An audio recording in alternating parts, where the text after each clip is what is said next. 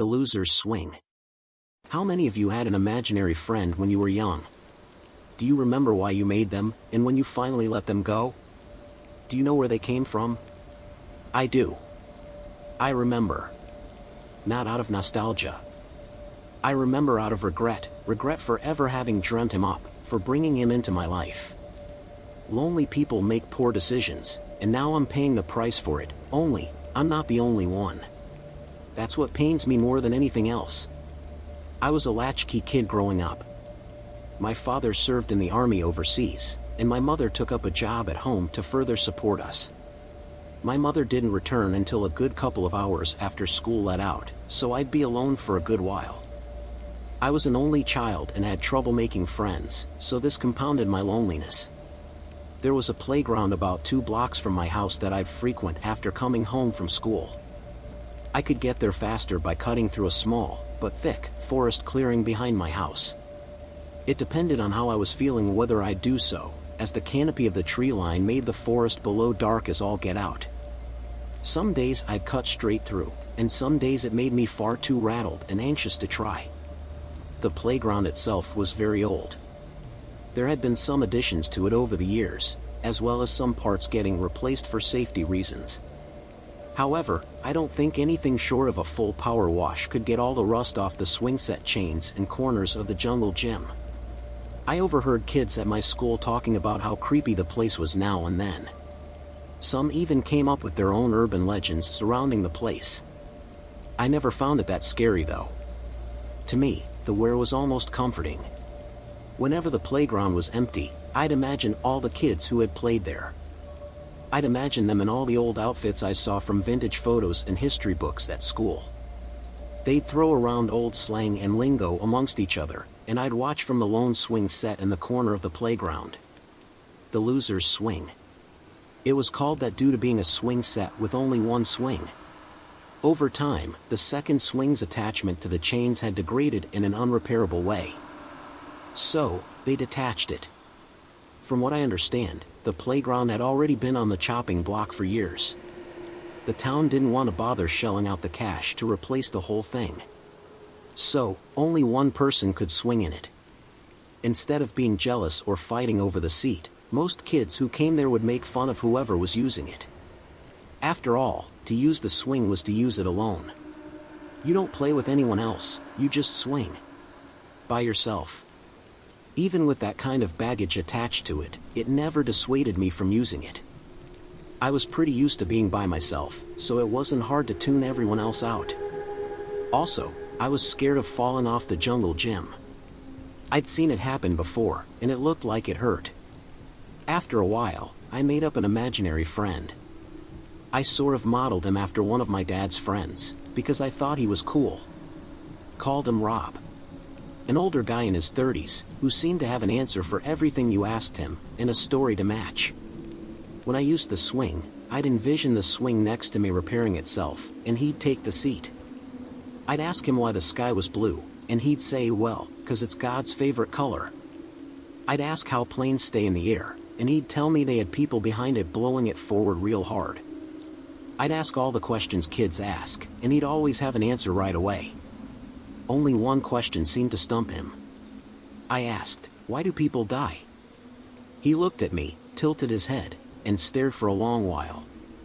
He seemed to be as confused as I was but tried to come up with an answer. Around that time, my grandfather had passed away, and I was struggling trying to come to terms with it. I was hoping he'd share his wisdom with me once more, and put my mind at ease. Well, he said, clapping his broad hands over denim-clad knees, maybe it's just some people's time to go. Usually, he was funny and reassuring. I remember feeling upset by this answer. It was very apathetic. I was too young to understand what the word apathy meant at the time, let alone why his answer upset me. I wanted to feel like there was a reason people died. He didn't give me one. Why do they have to go? They just have to. I stopped asking as many questions after that. I'd ask him to tell me stories while we were swinging. As the days went on, though, the playground lost more of its color. The paint was peeling off more and more, and fewer kids came to play. There were rumors that they were going to completely tear the place down any day now. It was sad for me, but the playground had become less of a comfort over time. I struggled to keep up the conversation with my imaginary friend. I couldn't even maintain the image of all those old kids playing here. It was hard imagining anyone playing here anymore. I remember the last time I went, though. I had been getting bullied in school for a while. I don't want to mention him by his real name, so I'll call him John. As far as bullying goes, it wasn't anything too awful. He'd pick on me, sure, but it was just name-calling, or teasing me for not having friends. He never tried to hit me, or anything like that, but he was relentless. One day, he heard that I'd go to the playground after school. So, he decided to come visit it. I can't remember what he said when he showed up. Some generic teasing, I'm sure. Making fun of me for using the loser's swing. Again, nothing out of the realm of very basic schoolyard bullying.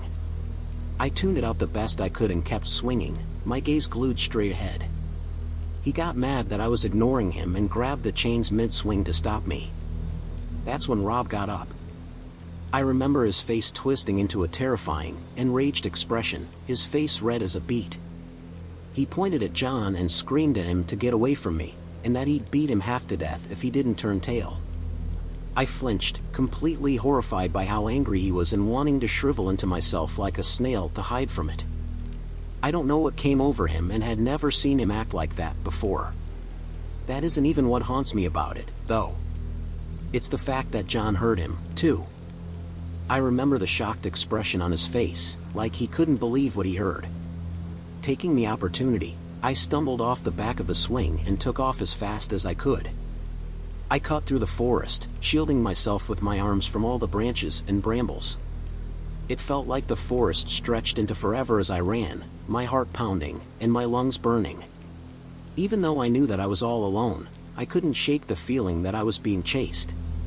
That if I didn't make it out of the woods, no one would ever find me again. After running, and stumbling, and picking myself up over and over, I finally saw the light from the other side. I could see my house in the distance. I swear I heard a voice calling to me from behind, telling me to wait. I ignored it and kept pushing until I was clear of the woods and safely past the fence of my backyard.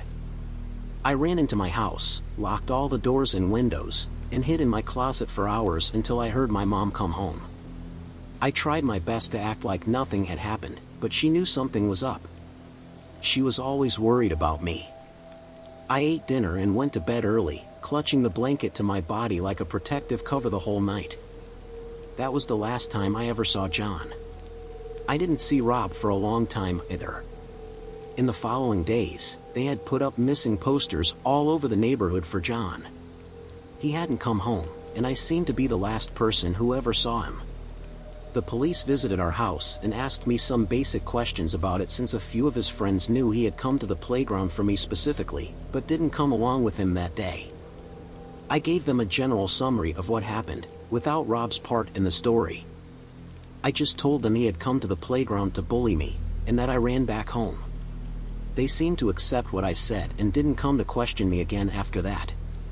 After all, there wasn't much more I could tell them. I was just a kid. There were rumors about me after that in school. Some of the other kids spoke in hushed whispers that I killed him and hid his body in the woods. As much as it upset me at the time, I can't blame them all that much. We were kids, and I was always distant and antisocial. If I was in their shoes, I might have thought the same thing. For the rest of my school life, I did my best to keep my head down and stay out of trouble. I made a few friends here and there, thankfully. It wasn't a lot of friends, but they were good ones. Without them, I could have turned into an insane recluse as I got older. As I mentioned, I didn't see Rob after that. I dropped the imaginary friends entirely, too traumatized by what had happened to bother humoring the idea anymore. Not to mention, I had real friends to spend time with now. I didn't need an imaginary one. Even then, I'd sometimes lay awake in my bed late at night, too terrified to look out the window. I'd envision him looking back at me from the black forest, making that same, twisted expression.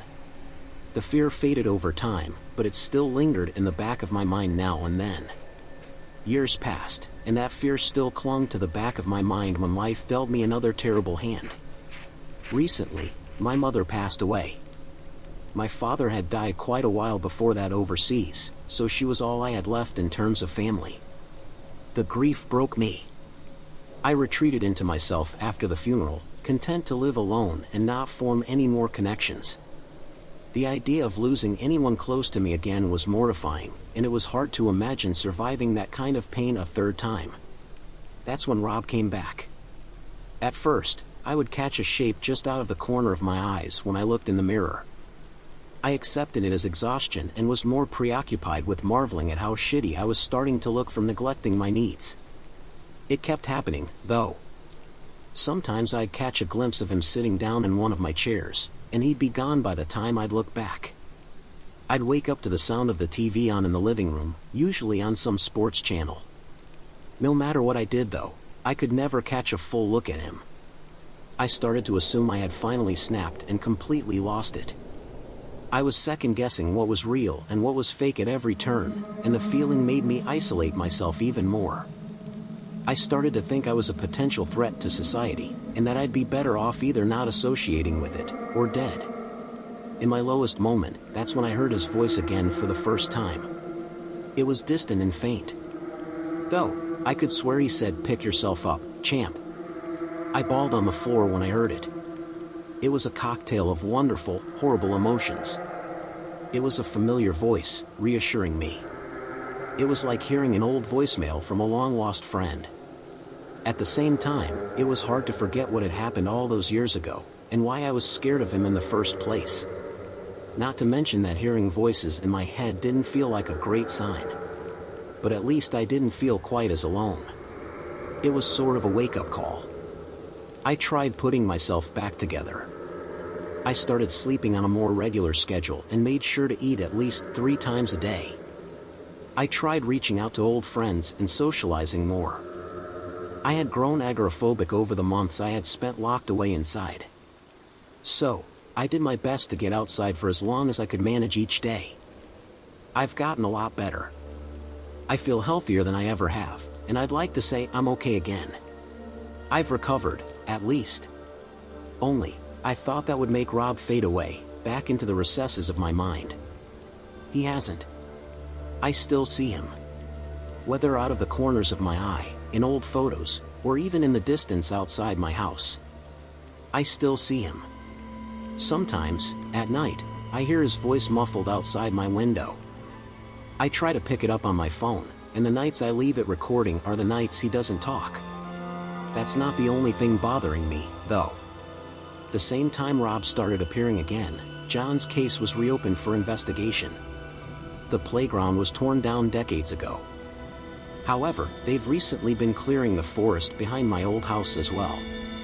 While they were cutting down trees, part of a tree trunk collapsed when it struck the ground. Inside the debris, they found remains of a child's skeleton. The bones matched some of John's old x-rays. No one knows how they got in there, as the portion the bones were in was toward the very top of the tree. A few feet below it, words carved into the tree read, "Had to go." They've started finding carvings like this all over the forest, too. I'm not sure what idea scares me more. Rob being a part of my imagination, or Rob being real. All I know is that I keep seeing him more and more, and it feels like he's angry at me. I don't know what to do, and I'm too scared to look at him anymore. Please, help me.